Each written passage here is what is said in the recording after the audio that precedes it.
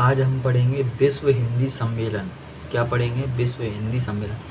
विश्व हिंदी सम्मेलन हिंदी भाषा का सबसे बड़ा अंतर्राष्ट्रीय सम्मेलन है, जिसमें दुनिया भर के हिंदी विद्वान, साहित्यकार, पत्रकार, भाषा विज्ञानी, विषय विशेषज्ञ एवं हिंदी प्रेमी एकत्रित होते हैं। तो कौन कौन एकत्रित होता है? हिंदी के विद्वान, साहित्यकार, पत्रकार, भाषा विज्ञानी, विषय विशेषज्ञ एवं हिंदी प्रेमी एकत्रित होते हैं। अंतर्राष्ट्रीय स्तर पर हिंदी के प्रति जागरूकता पैदा करने तथा हिंदी के प्रति प्रवासी भारतीयों के भावुकतापूर्ण व महत्वपूर्ण रिश्तों को और अधिक गहराई व मान्यता प्रदान करने के उद्देश्य से 10 जनवरी 1975 में प्रथम विश्व हिंदी सम्मेलन का आयोजन किया गया था। कब किया गया था? 10 जनवरी 1975 को। तभी से प्रत्येक 10 जनवरी को विश्व हिंदी दिवस मनाया जाता है। इस समय इंदिरा गांधी जी भारत की प्रधानमंत्री। तो जब पहली बार विश्व हिंदी सम्मेलन मनाया गया था तब कौन थे प्रधानमंत्री? इंदिरा गांधी जी थी। पहला विश्व हिंदी सम्मेलन राष्ट्र भाषा प्रचार समिति वर्धा के सहयोग से नागपुर में संपन्न हुआ। तो किसके सहयोग से पहला विश्व हिंदी सम्मेलन संपन्न हुआ था? तो राष्ट्र भाषा प्रचार समिति वर्धा के सहयोग से नागपुर में संपन्न हुआ था। प्रथम विश्व हिंदी सम्मेलन का बौद्ध वाक्य यानी कि थीम क्या थी? वसुदेव कुटुम्बकम, वसुदेव कुटुम्बकम, जिसमें प्रसिद्ध समाज सेवी स्वतंत्रता सेनानी विनोबा भावे ने अपना विशेष संदेश दिया था। किसने दिया था? विनोबा भावे जी ने विशेष संदेश दिया था। प्रथम विश्व हिंदी सम्मेलन की थीम थी वसुदेव कुटुम्बकम। और प्रारंभ में इस सम्मेलन का आयोजन हर चौथे वर्ष में होता था और अब इसका आयोजन हर तीसरे वर्ष में होता है। तो प्रारंभ में इसका आयोजन हर तीसरे वर्ष होता था, लेकिन अब इसका आयोजन प्रारंभ में इसका आयोजन हर चौथे वर्ष होता था, लेकिन अब तीसरे वर्ष में होता है। भारत के पूर्व प्रधानमंत्री डॉक्टर मनमोहन सिंह ने 10 जनवरी 2006 को प्रत्येक वर्ष भारत में विश्व हिंदी दिवस मनाए जाने की घोषणा की थी। तो भारत के पूर्व प्रधानमंत्री डॉक्टर मनमोहन सिंह ने 10 जनवरी 2006 को प्रत्येक वर्ष भारत में विश्व हिंदी दिवस मनाए जाने की घोषणा की थी। भारतीय दूतावास ने सर्वप्रथम नॉर्वे में विश्व हिंदी दिवस मनाया था। तो भारतीय दूतावास ने सर्वप्रथम नॉर्वे में विश्व हिंदी दिवस मनाया था। कहाँ पर? नॉर्वे में। विश्व आर्थिक मंच की गणना के अनुसार हिंदी विश्व की 10 शक्तिशाली भाषाओं में से एक है। विश्व आर्थिक मंच किसकी गणना के अनुसार? विश्व आर्थिक मंच की गणना के अनुसार हिंदी विश्व की 10 शक्तिशाली भाषाओं में से एक है। अब देखेंगे हिंदी विश्व सम्मेलन में कब और कहाँ हुए थे। तो पहला सम्मेलन कब हुआ था? क्रम, वर्ष, स्थान, देश, विषय। पहला सम्मेलन 10 जनवरी से 14 जनवरी 1975 में हुआ था। कब हुआ था? 1975 में। कहाँ पर हुआ था? नागपुर, भारत में हुआ था। कहाँ पर हुआ था? नागपुर, भारत में हुआ था। और इसमें विशेष क्या था? प्रथम सम्मेलन में विशेषता जो 1975 में भारत नागपुर में हुआ था, उसमें विशेषता थीम थी वसुदेव कुटुम्बकम। इसमें इस सम्मेलन में 30 देशों के कुल 122 प्रतिनिधियों ने भाग लिया था। तो प्रथम सम्मेलन में 30 देशों ने और इसके 122 प्रतिनिधियों ने भाग लिया था। दूसरा सम्मेलन 28 से 30 अगस्त 1974 को कहाँ पर हुआ था? पोर्ट लुइस, मॉरिशस में। इस सम्मेलन में 17 देशों के कुल 181 प्रतिनिधियों ने भाग लिया था। इस सम्मेलन में सेकंड सम्मेलन में 17 देशों के कुल 181 प्रतिनिधियों ने भाग लिया था। तो दूसरा सम्मेलन 28 से 30 अगस्त 1974 में, यानी एक साल बाद ही हो गया था। दूसरा सम्मेलन पोर्ट लुइस में हुआ था। इस सम्मेलन 17 देशों के कुल 181 प्रतिनिधियों ने भाग लिया था। तीसरा सम्मेलन कहाँ पर हुआ था? तीसरा सम्मेलन 28 से 30 अक्टूबर 1983 में, जिस टाइम पे भारत ने वर्ल्ड कप जीता था उस टाइम पे तीसरा हुआ था। 28 से 30 अगस्त 1983 में न्यू दिल्ली, भारत में हुआ था। इस समापन समारोह के मुख्य अतिथि सुप्रसिद्ध कवयित्री महादेवी वर्मा जी थी।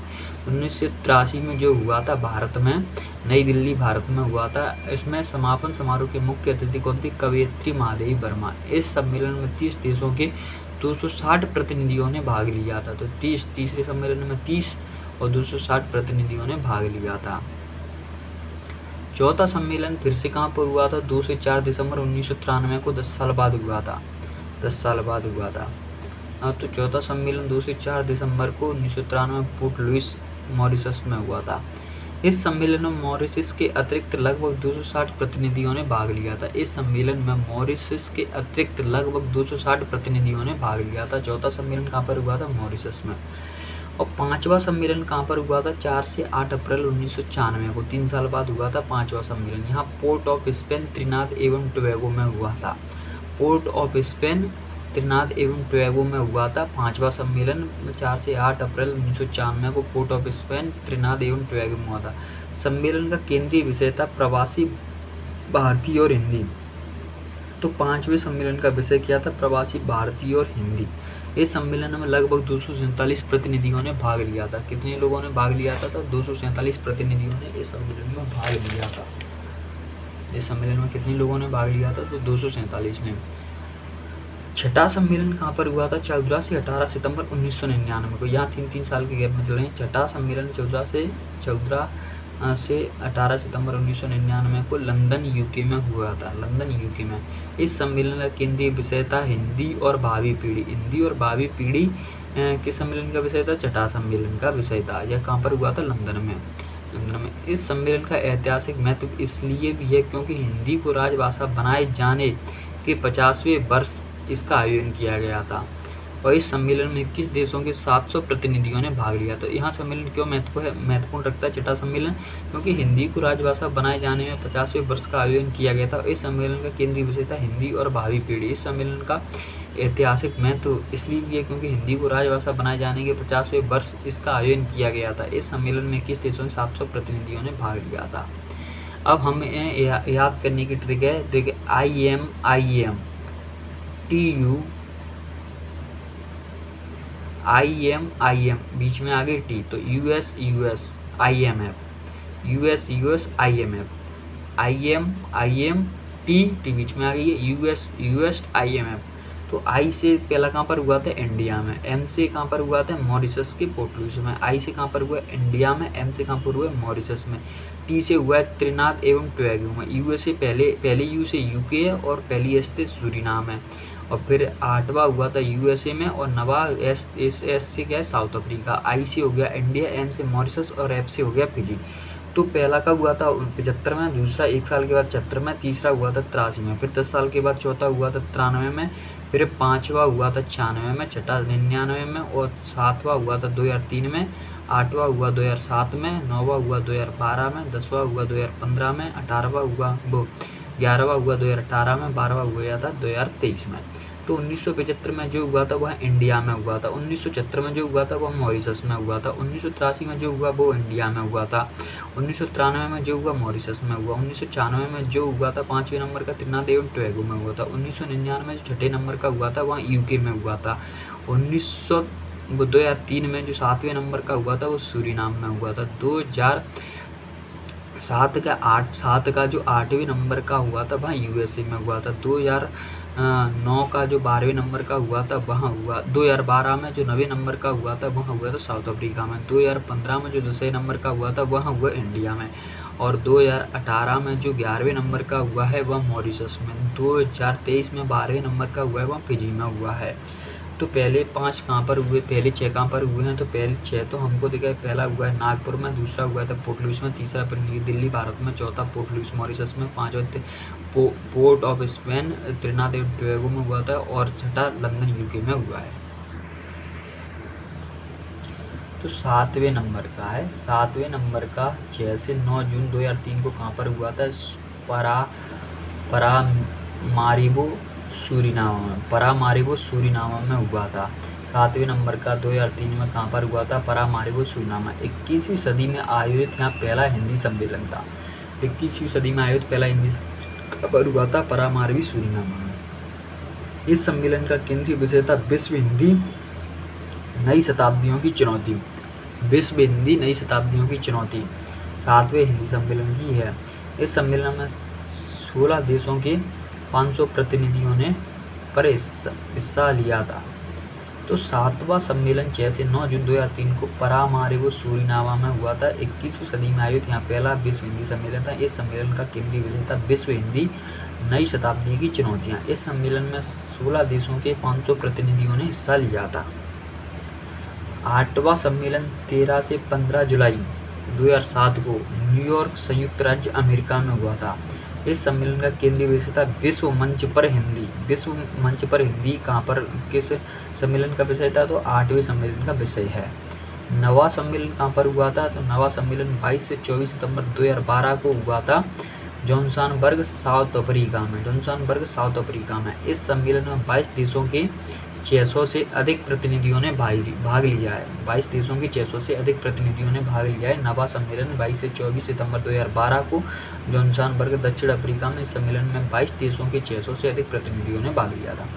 10वां सम्मेलन कहाँ पर हुआ था? 10 से 12 सितंबर 2015 को हुआ था। 10 से 12 सितंबर 2015 को हुआ था। कहाँ पर हुआ था? भोपाल, भारत में। भोपाल, भारत में हुआ था। इस सम्मेलन का केंद्रीय विषय था हिंदी जगत विस्तार एवं संभावनाएं। जो 10वें नंबर का भारत में उसकी थीम क्या थी? हिंदी जगत विस्तार एवं संभावनाएं, जो 2015 में कहाँ पर हुआ था? भोपाल, भारत में 10वें नंबर का। 11वां सम्मेलन 2018 में 18 से 20 अगस्त के बीच में कहाँ पर हुआ था? पोर्ट लुइस, मॉरिशस में हुआ था। पोर्ट लुइस, मॉरिशस में। इस सम्मेलन का केंद्रीय विषय था वैश्विक हिंदी और भारतीय संस्कृति। वैश्विक हिंदी और भारतीय संस्कृति किस विषय के सम्मेलन की थीम थी? 11वें नंबर की। यहाँ पर हुआ था पोर्ट लुइस, मॉरिशस में। 12वें नंबर का हुआ था 15 से 17 फरवरी 2023 को नाड़ी फिजी में। इस सम्मेलन का केंद्रीय विषय था हिंदी पारंपरिक ज्ञान में कृत्रिम बुद्धिमत्ता तक। इस सम्मेलन का केंद्रीय विषय था हिंदी पारंपरिक ज्ञान में कृत्रिम बुद्धिमत्ता तक। इस सम्मेलन का विषय था 12वें नंबर के का। अब हम पढ़ेंगे उत्तर प्रदेश की बोलियां। उत्तर प्रदेश की बोलियां। तो उत्तर प्रदेश में एक है ब्रजभाषा, दूसरी अवधी, तीसरी भोजपुरी और चौथी है खड़ी बोली, जिसे हम कोरवी भी कहते हैं, बुंदेली और कन्नौजी। बुंदेली, कन्नौजी, खड़ी बोली, कोरवी और ब्रजभाषा यहाँ सभी आते हैं पश्चिमी स्वर्ण श्रेणी के अंतर्गत। अवधी आती है यहाँ पूर्वी के अंतर्गत और भोजपुरी भी आती है बिहारी हिंदी के अंतर्गत आती है यहाँ। तो उत्तर प्रदेश की बोली उत्तर प्रदेश की बोलियों में ब्रजभाषा, अवधी, भोजपुरी, खड़ी बोली, कोरवी और बुंदेली और कन्नौज। अब पहले हम पढ़ेंगे ब्रजभाषा। तो ब्रजभाषा के अंतर्गत कितनी आती हैं? 1, 2, 3, 4, 5, 6। तो भरतपुरी किसके अंतर्गत आती है? ब्रजभाषा के। अंतर्देशीय किसके अंतर्गत आती है? ब्रजभाषा के। डांगी किसके अंतर्गत आती है? ब्रजभाषा के। बुक्सा भी ब्रजभाषा के अंतर्गत आती है। ग्वालियरी भी और माथुरी भी ब्रजभाषा के अंतर्गत आती है। तो अब आप इसको याद करने की ट्रिक है, जैसे ग्वालियरी और माथुरी और भरतपुरी यहाँ सब किसके पास आते हैं? मथुरा के पास आते हैं। मथुरा में कौन सी बोली आती है? ब्रजभाषा ही बोली जाती है। इसको याद करने की ट्रिक है। तो भरतपुरी, ग्वालियरी, माथुरी और डांगी और बुक्सा, डांगी और अंतर्देशीय। ब्रजभाषा को हम अंतर्देशीय भाषा कहती हैं। तो इसको कैसे याद करें? ब्रजभाषा के अंतर भरतपुरी, अंतर्देशीय, डांगी, बुक्सा, ग्वालियर और माथुरी आती हैं। अब आते अवधी किसके अंतर्गत आती है? तो अवधी के अंतर्गत भैंसवाड़ी, मिर्जापुरी और बनौकी। भैंसवाड़ी, मिर्जापुरी और बनौकी यहाँ किसके अंतर्गत आती हैं? अवधी के अंतर्गत आती हैं। अवधी और भैंसवाड़ी किसकी है? मिर्जापुरी, यानी मिर्जापुर में कौन सी बोली जाती है? अवधी। भैंसवाड़ी में अवधी, बनौकी में अवधी। तो भैंसवाड़ी, मिर्जापुरी, बनौकी इसकी अंतर्गत 3 आती हैं। भैंसवाड़ी, मिर्जापुरी और बनौकी यहाँ अवधी के अंतर्गत आती हैं। अब भोजपुरी के अंतर्गत कितनी आती हैं? 1, 2, 3, 4, 5, 6, 7 सबसे ज़्यादा आती हैं भोजपुरी के अंदर। तो गोरखपुरी, यानी गोरखपुर में कौन सी बोली जाती है? भोजपुरी। सोनपारी किसके अंतर्गत आती है? भोजपुरी के। मगेसी किसके अंतर्गत आती है? भोजपुरी के। सकरिया किसके अंतर्गत आती है? भोजपुरी के। सारन और छपरिया और कारवाई। तो बाई, या, रिया, पारी, पुरी यहाँ सब किसके अंतर्गत आती हैं? भोजपुरी के। यानी गोरखपुरी, सोनपारी, मगेसी, सकरिया, सारन, झपरिया और खारवाई यहाँ सब भोजपुरी के अंतर्गत आती हैं। अब खड़ी बोली या कोरवी, खड़ी बोली के अंतर्गत आता है 4। तो पूर्वी कोरवी हो गई, एक पश्चिमी कोरवी हो गई, बिजनौरी और पहाड़ताली। तो खड़ी बोली कोरवी के अंतर्गत कौन आती है? पूर्वी कोरवी, पश्चिमी कोरवी, बिजनौरी और पहाड़ताली। पूर्वी कोरवी, पश्चिमी कोरवी, बिजनौरी और पहाड़ताली यहाँ किसके अंतर्गत? खड़ी बोली के अंतर्गत आती है। बुंदेली के अंतर्गत कौन कौन सी आती हैं? तो बुंदेली के अंतर्गत 3 आती हैं, राठौरी, लोहाती बनाफारी या मोस्ट इम्पोर्टेंट है बनाफरी किसके अंतर्गत आता है? बुंदेली के। लोहाती और राठौरी यहाँ किसके अंतर्गत आती है? बुंदेली की। तो उत्तर प्रदेश, और एक है कन्नौजी के अंतर्गत क्यों आते हैं? तो उत्तर प्रदेश की बोलियों को एक बार फिर से देखते हैं। ब्रजभाषा के अंतर्गत आते हैं भरतपुरी, अंतर्देशीय, डांगी, बुक्सा, ग्वालियर, माथुरी। अवधी के अंतर्गत आती हैं भैंसवाड़ी, मिर्जापुरी और बनौकी। और भोजपुरी के अंतर्गत आते हैं गोरखपुरी, सोनपारी, मगेसी, सकरिया, सारण, छपरिया, खारवाई। खड़ी बोली कौरवी के अंतर्गत आती हैं पूर्वी कौरवी, पश्चिमी कौरवी, बिजनौरी और पहाड़ताली। और बुंदेली के अंतर्गत आते हैं राठौरी, लोहाती, बनाफरी और एक है कन्नौजी। अब उत्तर प्रदेश में बोली जाने वाली बोलियां निम्न है। नंबर 1 है खड़ी बोली या कौरवी, नंबर 2 है ब्रजभाषा, नंबर 3 है Awadhi, number 4 Bhojpuri, number 5 Bundeli, number 6 Kannauji. एक है खड़ी बोली, दूसरी है ब्रजभाषा, तीसरी है अवधी, चौथी है भोजपुरी, पांचवी है बुंदेली, छठी है कन्नौजी। तो कन्नौजी, बुंदेली, ब्रजभाषा, खड़ी बोलियाँ पश्चिम के अंदर आती है, एक अवधी आती है, एक भोजपुरी आती है। इस तरह से याद कर लो तो आपको याद हो जाएगी। अब पहले नंबर पे आती है हमारी ब्रजभाषा। ब्रजभाषा, इसे हम अंतर्वेदी भी कहते हैं या अंतर्देशीय भी कहते हैं। ब्रज का प्राचीन नाम सूरसेन था। ब्रजभाषा का प्राचीन नाम क्या था? सूरसेन था। जहाँ ब्रज शब्द का अर्थ है गोस्थली या गौचारण स्थल। तो यहाँ पर ब्रज शब्द का अर्थ क्या है? गोस्थली या गौचारण स्थल, अर्थात गाय के चराने का स्थान। तो ब्रज का प्राचीन नाम सूरसेन था। यहाँ ब्रज शब्द का अर्थ है गोस्थली या गौचरण स्थल या गाय चराने का स्थान। ब्रजभाषा सौरसेनी अपभ्रंश से विकसित हिंदी की महत्वपूर्ण भाषा है, जिसका जन्म 1000 ईस्वी के आसपास माना जाता है। तो ब्रजभाषा सौरसेनी अपभ्रंश से विकसित हिंदी का महत्वपूर्ण भाषा है, जिसका जन्म 1000 ईसा पूर्व के आसपास माना जाता है। मथुरा और उसके आसपास के क्षेत्र को ब्रजमंडल कहा जाता है। मथुरा और उसके आसपास के क्षेत्र को क्या कहा जाता है? ब्रजमंडल कहा जाता है। क्योंकि यहाँ भाषा ब्रज क्षेत्र मथुरा के आसपास में बोली जाती है, इसलिए इसे ब्रज भाषा कहते हैं। क्योंकि यहाँ भाषा क्षेत्र ब्रज क्षेत्र मथुरा के आसपास बोली जाती है, इसलिए इसे ब्रज भाषा कहते हैं।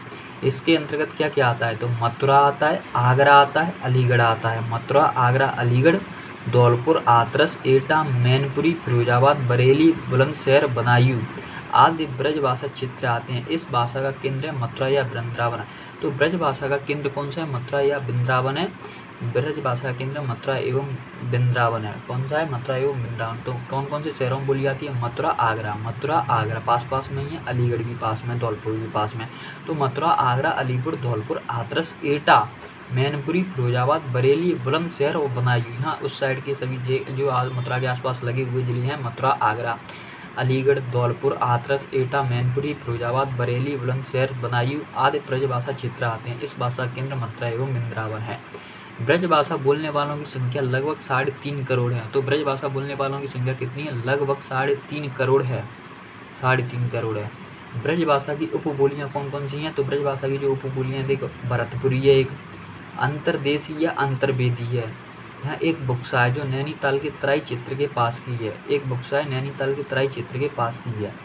दूसरी डांगी, चौथी डांगी है और माथुरी और ग्वालियरी है। तो ब्रज भाषा की उपबोलियाँ कितनी? 6 है। भरतपुरी, अंतर्देशीय या अंतर्वेदी, बुक्सा नैनीताल के तराई क्षेत्र की भाषा है, डांगी, माथुरी और ग्वालियरी है। ब्रज भाषा मध्यकाल की प्रमुख भाषा थी, अर्थात मध्यकाल में यहाँ अपने स्वर्णिम शिखर पर विराजमान थी। तो मध्यकाल की प्रमुख भाषा क्या थी? ब्रज भाषा, यहाँ अपने स्वर्णिम शिखर पर विराजमान थी। बोली के रूप में इसका साहित्य नहीं है, लेकिन भाषा के स्तर पर यह अत्यंत समृद्ध रही है। बोलू के रूप में इसका साहित्य नहीं है, लेकिन भाषा के स्तर पर यहाँ समृद्ध रही है। तो ब्रज भाषा के कवि कौन कौन से हैं? तो तुलसीदास जी हैं जो ब्रज भाषा के कवि हैं। अष्टचाप के जितने भी कवि हैं वो सभी ब्रज भाषा के कवि हैं। तो अष्टचाप में कौन कौन से आते हैं? कुम्भनदास, सूरदास, कृष्णदास, परमानंद दास, गोविंद स्वामी, चित्तस्वामी, नंददास और चतुर्भुजदास। यहाँ सभी अष्टचाप के कवि हैं। तो अष्टचाप के जितने भी कवि किस में आते हैं? तो ब्रज भाषा के अंतर्गत आते हैं। तुलसीदास अष्टचाप के सभी कवि, कुम्भनदास, सूरदास, कृष्णदास, परमानंद, गोविंद और नंद, चतुर्भुज। कुम्भनसूर कृष्ण, परम, गोविंद, चित, नंद, चतुर्भुज। रहीम, रहीम भी ब्रज भाषा के हैं, बिहारी भी ब्रज भाषा के हैं, रसकान भी ब्रज भाषा के हैं। मतीराम, भूषण और देव, पद्माकर, जगन्नाथ, रत्नाकर, मीराबाई, यहाँ सब किसके हैं? ब्रज भाषा के। मीराबाई की ब्रज भाषा में राजस्थानी एवं खड़ी बोली का मिश्रण प्राप्त होता है। तो मीराबाई की ब्रज भाषा में राजस्थानी एवं खड़ी बोली का मिश्रण प्राप्त होता है। गणानंद, नावादास, नरोत्तम दास, केशव दास, भारतेंदु हरिश्चंद्र, सत्यनारायण, कवि रतन, लल्लू लाल आदि, यहाँ सब किसके हैं? ब्रज भाषा के हैं। सुरसागर, उद्धव शतक, बिहारी सतसई इस भाषा की श्रेष्ठ कृतियां हैं। तो इस भाषा की ब्रज भाषा की श्रेष्ठ कृतियां कौन कौन सी हैं? सुरसागर, उद्धव शतक, बिहारी सतसई इस भाषा की श्रेष्ठ कृतियां हैं। ब्रज भाषा ओकार बहुलक भाषा है, अर्थात इसके अंत में ओ लग जाता है। ब्रज भाषा ओकार बहुलक भाषा है, अर्थात इसके अंत में ओ लग जाता है।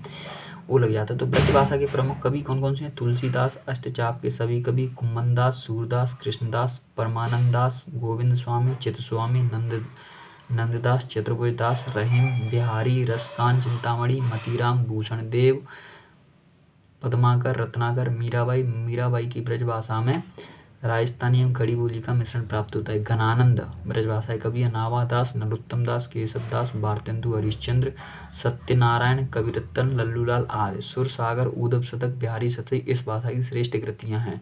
ब्रज भाषा ओकार बहुलक भाषा है, अर्थात इसके अंत में ओ लग जाता है। तो अगर इन कवियों को शॉर्ट में देखें तो तुलसीदास इनको याद रखें, यहाँ ब्रज भाषा से हैं। बिहारी और रसकान को याद रखें, यहाँ ब्रज भाषा से हैं। और भूषण जी को याद रखें, यहाँ ब्रज भाषा से हैं। और राजस्थानी एवं खड़ी बोली का मिश्रण प्राप्त होता है मीराबाई की ब्रज भाषा में। केशव दास जी भी ब्रज भाषा से हैं। और ब्रज भाषा की प्रमुख कौन कौन सी हैं? सूरसागर, उद्धव शतक, बिहारी सतसई यहाँ ब्रज भाषा की प्रमुख है। यहाँ ओकार बहुलक भाषा है। अब ब्रज भाषा की विशेषताएं देखते हैं। ब्रज भाषा में ए ओ को ए ओ करके बोला जाता है, जैसे ऊ दो, मेरा, तेरो, आयो आदि। तो इस ए और ओ को ए और ओ करके बोला जाता है। और ला डा के स्थान पर राग प्रयोग हो जाता है। ला और डा के अड़ा के स्थान पर राग का प्रयोग होता है। जैसे झगड़ा को झगड़ो, पीला को पीरो, लड़का को लड़का बोला जाता है। व्याकरण स्तर पर लिंग रचना में पुल्लिंग से स्त्रीलिंग बनाने के लिए नी, इनी, इनी, आनी प्रत्यय लगाते हैं। नी, इनी, आनी प्रत्यय लगाते हैं। जैसे जेठ से जेठानी, ग्वालिनी। एक वचन से बहुवचन बनाने के लिए ए अन प्रत्यय लगाते हैं। एक वचन से बहुवचन बनाने के लिए ए अन प्रत्यय लगाते हैं। और बा के स्थान पर माँ हो जाता है। जैसे गाँव को बोलते हैं गाम। पहचान के लिए वाक्य बाने मुँह को कहो है, वो जात ये गधा, दुइवे ते बचरा, नहीं है वह जात। तो इसमें ब्रज भाषा में ए को क्या बोलते हैं? ए और ओ बोला जाता है। ला और डा को रा बोला जाता है। और पुल्लिंग से स्त्रीलिंग बनाने के लिए नी, इनी, आनी बोला जाता है। बहुवचन बनाने के लिए ए प्रत्यय लगाया जाता है। और बा के स्थान पर माँ बोला जाता है। अब है हमारी अवधी भाषा। अवधी बोली का केंद्र अवध या अयोध्या है। तो अवधी बोली का केंद्र क्या है? अवध या अयोध्या है। पूर्वी हिंदी की सबसे बड़ी और लोकप्रिय बोली अवधी है। तो पूर्वी हिंदी की सबसे बड़ी लोकप्रिय हिंदी कौन सी है? अवधी है। अवधी बोली को कोसली, पूर्वी, बैसवाड़ी एवं पूर्विया आदि नामों से जाना जाता है। तो अवधी के अन्य नाम कौन से हैं? कोसली। इस कोसली को मोस्ट इंपोर्टेंट है, इसे याद रखना। कोसली, पूर्वी, बैसवाड़ी, पूर्विया आदि नामों से भी जाना जाता है। अवधी भाषा का विकास अर्धमागधी अपभ्रंश से हुआ है। तो अवधी भाषा का विकास कहाँ से हुआ है? अर्धमागधी अपभ्रंश से हुआ है। अवधी भाषा का विकास हुआ है अर्धमागधी अपभ्रंश से हुआ है। अवधी का क्षेत्र है। इस बोली का विस्तार अवध प्रांत के आसपास जैसे लखीमपुर खीरी, बहराइच, बाराबंकी, लखनऊ, रायबरेली, सीतापुर, उन्नाव, फैजाबाद, गोंडा, सुल्तानपुर, इलाहाबाद, फतेहपुर, प्रतापगढ़, मिर्जापुर एवं पश्चिम भाग तक है।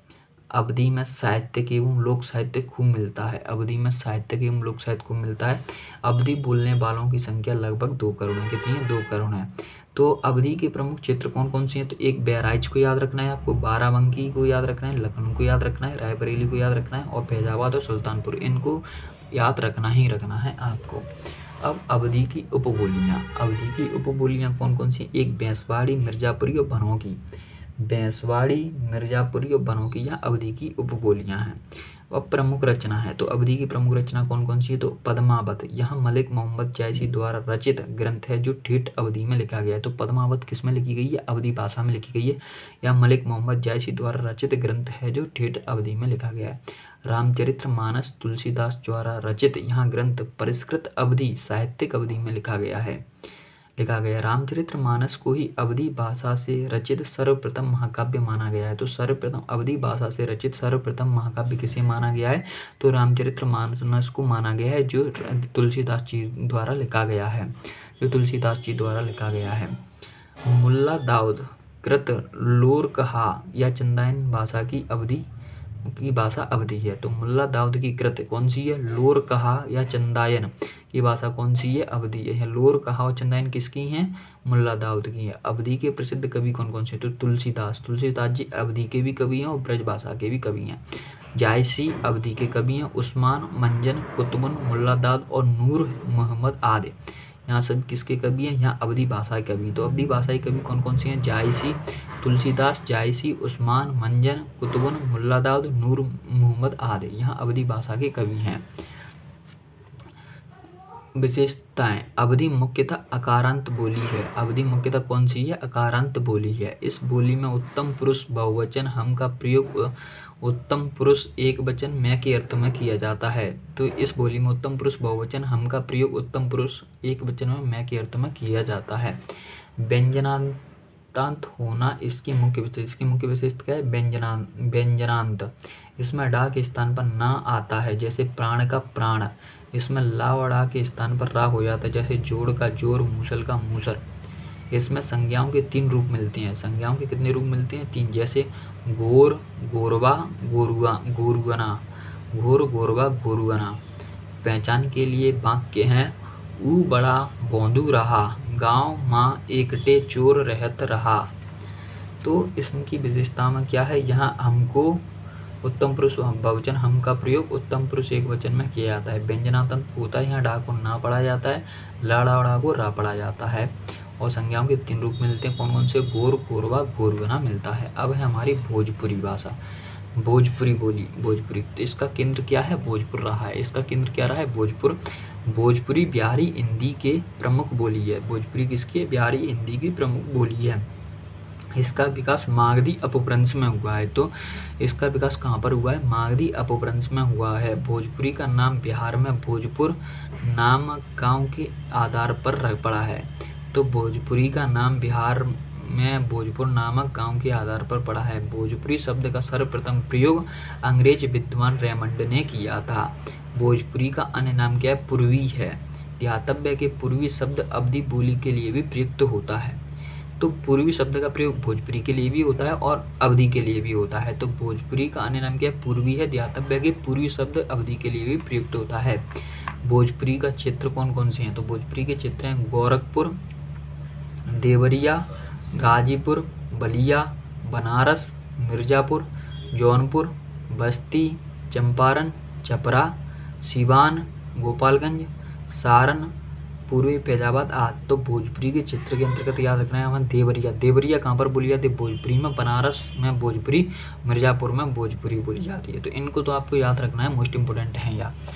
और हिंदी प्रदेश में भोजपुरी बोलने वालों की संख्या सर्वाधिक है। हिंदी प्रदेशों में भोजपुरी बोलने वालों की संख्या सर्वाधिक। तो हिंदी प्रदेशों में सर्वाधिक बोलने वालों की संख्या किसकी है, भोजपुरी की है।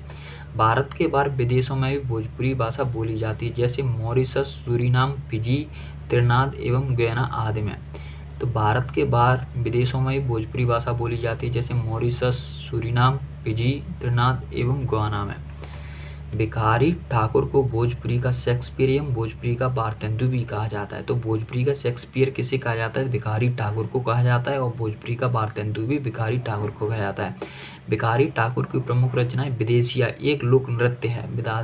भिखारी ठाकुर की प्रमुख रचना कौन सी है, प्रमुख रचनाएं विदेशिया एक लोक नृत्य भी है। भोजपुरी बोलने वालों की संख्या लगभग 3.5 करोड़ है। लगभग कितनी, 3.5 करोड़ है। भोजपुरी में लोक साहित्य सर्वाधिक मिलता है। तो लोक साहित्य सर्वाधिक कहाँ पर मिलता है? भोजपुरी में। भोजपुरी के प्रमुख कवि कौन कौन से हैं? कबीरदास, चरणदास, भिखारी ठाकुर, राहुल सांकृत्यायन और परीश्वर नाथ रेणु। तो भोजपुरी में कबीरदास की कौन सी भाषा है? भोजपुरी है। कबीरदास की कौन सी भाषा है? भोजपुरी है। और भिखारी ठाकुर भोजपुरी और राहुल सांकृत्यायन भी भोजपुरी से ही संबंधित रखते हैं। और परेश्वर नाथ रेणु भी भोजपुरी से ही संबंधित हैं। परेश्वर नाथ रेणु का संबंध किससे? भोजपुरी से संबंधित है। तो भोजपुरी के प्रमुख कवि कौन कौन से हैं? कबीरदास, चरणदास, भिखारी ठाकुर, राहुल सांकृत्यायन और परेश्वर रेणु आदि। अब भोजपुरी की उपबोलियाँ। भोजपुरी की उपबोलियाँ कितनी हैं? 11 हैं। 11 हैं। तो पहली कौन सी? उत्तरी भोजपुरी, दक्षिणी भोजपुरी और पश्चिमी भोजपुरी और नागपुरिया। ये चारों प्रमुख उपबोलियाँ हैं। उत्तरी भोजपुरी, दक्षिणी भोजपुरी और पश्चिमी भोजपुरी और नागपुरिया, ये चारों प्रमुख उपबोलियाँ हैं भोजपुरी की। फिर आती है एक सोनपारी, गोरखपुरी, सगरिया, सारण, चपरिया, गारवाई और मगेसी। सोनपरी, गोरखपुरी, इनको याद रखना है। सोनपुरी और गोरखपुरी और सगरिया और सारण छपरा। सारण छपरा कहाँ पर आता है? बिहार में। बिहार में कौन सी बोली जाती है? भोजपुरी। तो सारण और छपरिया, गारवाई और मगेसी, ऐसे ही गोरखपुर और सोनपुरी हो जाएंगे। तो इनको भोजपुरी की उपबोलियाँ कौन सी? उत्तरी भोजपुरी, दक्षिणी भोजपुरी, पश्चिमी भोजपुरी, नागपुरिया, यह चारों प्रमुख उपबोलियाँ हैं। सोनपुरी, गोरखपुरी, सगरिया, सारण, छपरिया, गारवाई और मगेसियाँ भोजपुरी की उपबोलियाँ हैं। अब इसकी विशेषता है। विशेषता क्या है? इसकी ध्वनि स्तर पर भोजपुरी अवधि के निकट, काफ़ी निकट है। तो अगर आपसे प्रश्न पूछा जाए तो अवधि के काफ़ी निकट कौन सी है? तो भोजपुरी है। इसमें डा ध्वनि नहीं है, इसमें ना की प्रमुखता देखने को मिलती है। इसमें डा की ध्वनि नहीं है, इसमें ना की प्रमुखता देखने को मिलती है। तो भोजपुरी भाषा में अपन को डा की ध्वनि नहीं है लेकिन ना की प्रमुखता देखने को मिलती है। जैसे भोजपुरी में आ, ई, उ के अति ह्रस्व रूप पाए जाते हैं और शब्दों में रा का लोप होता है। इसमें आ, ई, उ के अति ह्रस्व पाए जाते हैं। तो किस भाषा में आके आ, ई, उ के अति ह्रस्व पाए जाते हैं? तो भोजपुरी में पाए जाते हैं। भोजपुरी में अवधि की तरह संज्ञा के 3 रूप और अकारांत है, जैसे गोरा, गोरवा, गोरुआ। भोजपुरी में अवधि की तरह ही संज्ञा के 3 रूप में अकारांत हैं, जैसे गोरा, गोरवा, गोरुआ। पहचान के लिए वाक्य हम देखल रहल बानी, ऊ हमरा के खेल ही ना देत रहे, यह भोजपुरी की पहचान है। अब हम पढ़ेंगे खड़ी बोली। खड़ी बोली को हम कौरवी भी कहते हैं। कौरवी कहते हैं। तो खड़ी बोली का प्रमुख केंद्र कौन सा है? मेरठ, दिल्ली के आसपास का क्षेत्र वह खड़ी बोली के अंतर्गत आता है। खड़ी बोली का केंद्र मेरठ, दिल्ली आसपास का क्षेत्र। खड़ी बोली का एक अन्य नाम क्या है? कौरवी है। खड़ी बोली का विकास सौरसैनी अपभ्रंश के उत्तरी रूप से हुआ है। अगर आपसे पूछा जाए कि सौरसैनी अपभ्रंश के उत्तरी रूप से किस भाषा का विकास हुआ है, तो खड़ी बोली कौरवी का हुआ है। राहुल सांकृत्यायन ने इसे कौरवी नाम दिया है। तो अगर पूछा जाए कि खड़ी बोली को कौरवी नाम किसने दिया है, तो राहुल सांकृत्यायन ने दिया है। खड़ी बोली का अर्थ मानक हिंदी से है। तो मानक हिंदी से किसका अर्थ है? तो खड़ी बोली का है। खड़ी बोली के प्रथम कवि कौन? कवि कौन है? अमीर खुसरो। तो अमीर खुसरो को खड़ी बोली का प्रथम कवि माना जाता है। खड़ी बोली का प्रथम महाकाव्य क्या है? प्रिय प्रवास है, जिसके रचयिता कौन है? अयोध्या सिंह उपाध्याय हरिओद हैं। तो खड़ी बोली का प्रथम महाकाव्य किसे माना जाता है? तो प्रिय प्रवास को माना जाता है, जिसके रचनाकार हैं अयोध्या सिंह हरिओद हैं। खड़ी बोली का सबसे अधिक महाकाव्य कामायनी में। तो सब खड़ी बोली का सबसे अधिक महाकाव्य किस में देखने को मिलता है? तो कामायनी में देखने को मिलता है, जिसके रचयिता जयशंकर प्रसाद है। खड़ी बोली शब्द का सर्वप्रथम प्रयोग लल्लू लाल एवं सदल मिश्र ने किया था। खड़ी बोली का सर्वप्रथम प्रयोग किसने किया था? तो वहाँ किया था लल्लू लाल और सदल मिश्र ने किया था। अब्दुल हक ने खड़ी बोली को गंबारू बताया है। तो खड़ी बोली को गंबारू किसने बताया? तो अब्दुल हक ने बताया है। भारतेंदु ने खड़ी बोली को परदेसी तथा गिलक्रास्ट ने टंकसाली कहा है। तो भारतेंदु जी ने खड़ी बोली को क्या कहा है? परदेसी, तथा गिलक्रास्ट ने क्या कहा है? टंकसाली कहा है। खड़ी बोली का क्षेत्र, खड़ी बोली का क्षेत्र उत्तर प्रदेश में रामपुर, हरिद्वार, मुरादाबाद, बिजनौर, मेरठ, गाजियाबाद, सहारनपुर, मुजफ्फरनगर तक विस्तृत है। मुजफ्फरनगर तक विस्तृत है। खड़ी बोली का क्षेत्र है। खड़ी बोली का क्षेत्र उत्तर प्रदेश में रामपुर, हरिद्वार, मुरादाबाद, बिजनौर, मेरठ, गाजियाबाद, सहारनपुर, मुजफ्फरनगर तक विस्तृत है। कहाँ तक विस्तृत है? तो खड़ी बोली का क्षेत्र है। खड़ी बोली का क्षेत्र उत्तर प्रदेश में रामपुर, हरिद्वार, मुरादाबाद, बिजनौर, मेरठ, गाजियाबाद, सहारनपुर, मुजफ्फरनगर तक विस्तृत है। तो इसमें मोस्ट इंपोर्टेंट कौन कौन से हैं? खड़ी बोली के क्षेत्र हरिद्वार में खड़ी बोली बोली जाती है, मेरठ में खड़ी बोली जाती है, और सहारनपुर में खड़ी बोली जाती है, मुजफ्फरनगर में खड़ी बोली जाती है। खड़ी बोली बोलने वालों की संख्या कितनी है? तो 2 करोड़ है। कितनी है? 2 करोड़। तो विशेषताएं क्या है इसकी? खड़ी बोली की ध्वनियाँ दीर्घ स्वरांत है। कैसी कि दीर्घ स्वरांत है। इसकी अन्य ध्वनियाँ मानक हिंदी की ध्वनियों के समान है। इसमें ढा के स्थान पर न हो जाता है। खड़ी बोली में अंग्रेजी की ओ ध्वनि को भी स्थान दिया गया है। तो खड़ी बोली में अंग्रेजी की ओ ध्वनि को भी स्थान दिया गया है और इसमें ढा के स्थान पर न हो जाता है। यहाँ दीर्घ स्वरांत है। विशेषता इसकी यहाँ दीर्घ स्वरांत है। खड़ी बोली की उपबोलियाँ। खड़ी बोली की उपबोलियाँ कौन कौन सी हैं? पूर्वी कौरवी, पश्चिमी कौरवी, पहाड़ताली और बेनौरी। तो पूर्वी कौरवी, पश्चिमी कौरवी और पहाड़ताली और बेनौरी यहाँ किसकी हैं? खड़ी बोली की उपबोलियाँ हैं। खड़ी बोली की उपबोलियाँ कितनी? 4 हैं। पूर्वी कौरवी, पश्चिमी कौरवी, पहाड़ताली और बेनौरी। अब पढ़ेंगे हम बुंदेली। बुंदेली बुंदेलखंड क्षेत्र में बोले जाने वाली बोली को बुंदेली कहा जाता है। इसका विकास सौरसेनी अपभ्रंश से हुआ है। यहाँ बोली ओकार बहुला श्रेणी के अंतर्गत आती है। तो बुंदेलखंड क्षेत्र में बोली जाने वाली बोली को कहते हैं बुंदेली और इसका विकास कहाँ से हुआ है? सौरसेनी अपभ्रंश से हुआ है। और यहाँ कैसी ओकार बहुला बोली है। और बुंदेली बोली का क्षेत्र उत्तर प्रदेश में यहाँ बोली झांसी, उरई, जालौन, हमीरपुर, दतिया, बांदा के पश्चिमी भाग आदि जगहों में बोली जाती है। तो बुंदेली बोली का क्षेत्र है झांसी है और हमीरपुर है। यहाँ इम्पोर्टेंट है झांसी और हमीरपुर बुंदेली के हैं। अब बुंदेली की उपबोलियाँ कौन कौन सी हैं? राठौरी। राठौरी बुंदेली की उपबोली है और लोदांदी बुंदेली की उपबोली और बनापरी। यहाँ बनापरी मोस्ट इम्पोर्टेंट है, इसको याद रखना है। बनापरी बनापरी बुंदेली की उपबोली है। पमारी और पदावरी और कुंडी।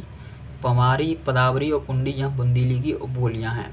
तो राठौरी, लोदांती और बनापरी और पम्बारी और पदावरी और कुंडी यहाँ बुंदेली की उपबोलियाँ हैं। हिंदी प्रदेश की प्रमुख शौर्य लोक कथा आला बुंदेली की उपबोली बनापरी में लिखा गया है। तो किस में लिखा गया है? हिंदी प्रदेश के प्रमुख शौर्य लोक कथा आला। आला किस में लिखी? बुंदेली की उपबोली बनापरी में लिखा गया है। अब हमारी कन्नौजी। बुंदेली की तरह कन्नौजी का विकास भी सौरसेनी अपभ्रंश से हुआ है तथा यहाँ भी ओकार बहुला है। ओकार बहुला बोली है। तो बुंदेली की तरह कन्नौजी का विकास भी सौरसेनी अपभ्रंश से हुआ है। यहाँ भी ओकार बहुला है। तो कन्नौजी क्या है? यहाँ सौरसेनी से अपभ्रंश हुआ है, यहाँ भी ओकार बहुला है। कन्नौज यहाँ प्राचीन कान्य कुब्ज इसका प्रमुख केंद्र है। कन्नौज का प्राचीन कान्य कुब्ज इसका प्रमुख केंद्र है। कन्नौजी का क्षेत्र कौन कौन सा? उत्तर प्रदेश में यहाँ बोली इटावा, पीलीभीत, फर्रुखाबाद, कानपुर, हरदोई, कन्नौज आदि जिलों में बोली जाती है। उत्तर प्रदेश में यहाँ बोली इटावा, पीलीभीत, फर्रुखाबाद, कानपुर, हरदोई, कन्नौज आदि जिलों में बोली जाती है। इसमें साहित्य रचना नगड्य है। इसमें क्या है? साहित्य रचना कैसी है? नगड्य है। तो कन्नौजी क्षेत्र कहाँ है? उत्तर प्रदेश में यहाँ बोली इटावा, पीलीभीत, फर्रुखाबाद, कानपुर, हरदोई, कन्नौज आदि जिलों में बोली जाती है। कन्नौज में पीलीभीत, फर्रुखाबाद, हरदोई इम्पोर्टेंट है। इसकी साहित्य रचना नगड्य है। अब परीक्षा से महत्वपूर्ण तथ्य हैं जिन्हें हम देखते हैं। परीक्षा से महत्वपूर्ण तथ्य क्या है? तो सुनीत कुमार चटर्जी ने देवनागरी लिपि के स्थान पर रोमन लिपि स्वीकार करने का सुझाव दिया था। सुनीत कुमार चटर्जी ने क्या सुझाव दिया था? देवनागरी लिपि के स्थान पर रोमन लिपि स्वीकार करने का सुझाव दिया था। गारो मेघालय राज्य की बोली है, बांग्ला त्रिपुरा राज्य की बोली है। गारो कहाँ की? मेघालय राज्य की बोली है, बांग्ला त्रिपुरा राज्य की राजभाषा है। गुजरात राज्य में सबसे पहले देवनागरी लिपि का प्रयोग हुआ था। गुजरात राज्य में सबसे पहले देवनागरी लिपि का प्रयोग हुआ था। विश्व हिंदी सचिवालय का मुख्यालय कहाँ पर है? मॉरिशस में स्थित है। तो विश्व हिंदी सचिवालय का मुख्यालय कहाँ है? मॉरिशस में स्थित है। डिंगल यहाँ राजस्थानी भाषा का पूर्ववर्ती रूप, भाषा को बाट भाषा के नाम से भी जाना जाता है। तो डिंगल राजस्थानी भाषा का पूर्ववर्ती रूप, भाषा को बाट भाषा के नाम से भी जाना जाता है। श्याम सुंदर दास ने देवनागरी लिपि में पंचमाक्षर के बदले अनुस्वार का प्रयोग का सुझाव दिया था। तो देवनागरी लिपि में पंचमाक्षर के बदले अनुस्वार का सुझाव किसने दिया था? तो श्याम सुंदर दास ने।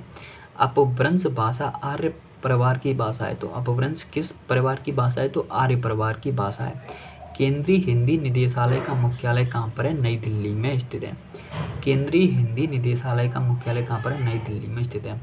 पाली भाषा का अन्य नाम क्या है? मागधी है। पाली भाषा का अन्य नाम क्या है? मागधी है। पाली भाषा का संबंध बौद्ध साहित्य से है। पाली भाषा का संबंध हमें किस साहित्य से मिलता है? बौद्ध साहित्य से। केंद्रीय हिंदी संस्थान का मुख्यालय आगरा में स्थित है। केंद्रीय हिंदी संस्थान कहाँ पर है? आगरा में स्थित है। केंद्रीय हिंदी संस्थान कहाँ पर है? आगरा में स्थित है। लेकिन केंद्रीय हिंदी निदेशालय कहाँ पर है? नई दिल्ली में है। और विश्व हिंदी सचिवालय कहाँ पर है? मॉरिशस में है। केंद्रीय हिंदी संस्थान का मुख्यालय कहाँ पर है? आगरा में स्थित है। संस्कृत आर्य परिवार की भाषा है। संस्कृत किस परिवार की भाषा है? आर्य परिवार की। अपभ्रंश भी आर्य परिवार की ही भाषा है। और निबट्टा, निबट्टा बघेली की उपबोली है। निबट्टा किसकी है? बघेली की उपबोली है। चंद्र शर्मा गुलेरी ने अपभ्रंश के लिए पुरानी हिंदी शब्द का प्रयोग किया है। तो अपभ्रंश के लिए पुराने हिंदी शब्द का प्रयोग किसने किया? चंद्र शर्मा गुलेरी ने। पाली भाषा संस्कृत भाषा की अपभ्रंश है। तो पाली भाषा संस्कृत भाषा की अपभ्रंश है।